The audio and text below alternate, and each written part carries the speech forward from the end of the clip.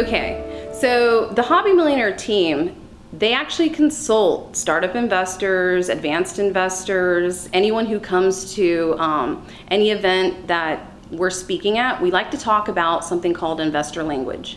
This is going to get you traction and definitely attract more sellers to you, buyers to you, bankers to you, so that you can have a really strong team. So investor language, the main concept of this is getting the vocabulary down. For instance, a 1003. 1003, they're financial statements, that the banks want to see from you. So make sure you understand what a 1003 is. Another thing is, when you're talking about money, don't ask for money. You want to use different words to go ahead and attract that money. For instance, the word capital. And whenever you're talking about capital, it could be capital for whatever purpose. Just know it's one of those vocabulary words you want to swap out for the word money. I'm looking for capital. I've got capital that's coming into this piece. This is how much, income that you want to go ahead and move forward with acquiring so that you can move on with projects. Whenever you're talking about capital with an investor, you never want to say the word need, because none of you guys are needy. I'm not needy. You're not needy. Your friends aren't needy. So anyone that's using the word need, go ahead and smack them on the hand and stuff, and you're going to change that word to the word looking for. So whenever you're saying something like, I really need some money, like $10,000 put down on this house because it's cash flowing, it's a great project, blah, blah, blah. Let's go ahead and switch that up to, I'm currently looking for $10,000 in down payment capital, because that right there, a little switch in language will go a long way, and that'll help to get you traction, help attract the money. Another thing, whenever you're going with investor language, you don't ever want to say the word try. Here's the reality of this. You are either doing it or you're not doing it. So don't say you're trying to do something.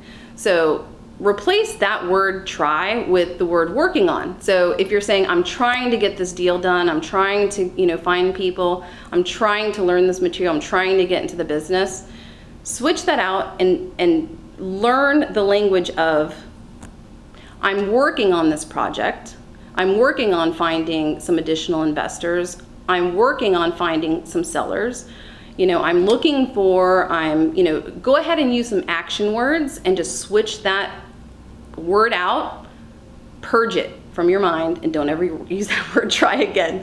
There's actually some people that I know that they actually have training programs where they charge their students every single time they hear the word try.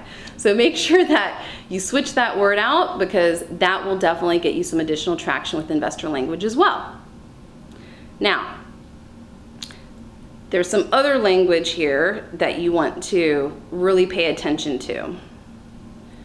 In real estate, you want to know the word capitalization rate and know how to calculate it. Cap rates. So when you're going and you're speaking to someone saying, I want to find property, because you'll have some scouts approach you the more you progress into your real estate, hobby. You're going to say, I'm looking for 10 cap.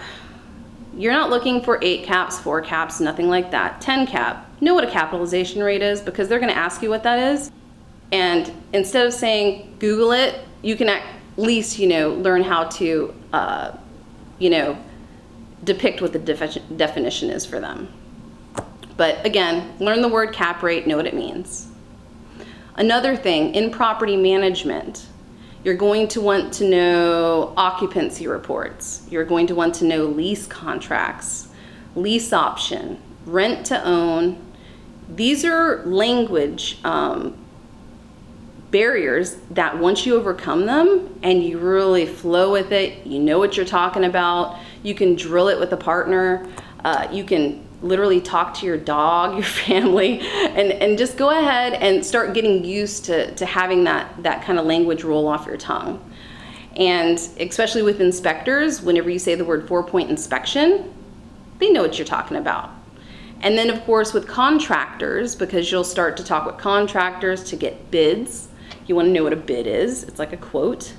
Then you also want to know the parts of houses, like we had discussed in one of the earlier versions about, breaker boxes, breakers, 100 amp service, galvanized piping, AC units, you know, an air handler and a condensing unit. Now, these are like very basic real estate terminology that you want to know and discuss, because when you're speaking with an investor is going to normally ask you, how much rehab does it need? And you need to be able to say, we currently have roof, electrical, plumbing, AC unit. You know, you want to definitely start utilizing the language, learning it, and you'll also be able to find these terminologies on the website, because we'll be able to help you out with at least getting definitions, and we'll discuss more about it.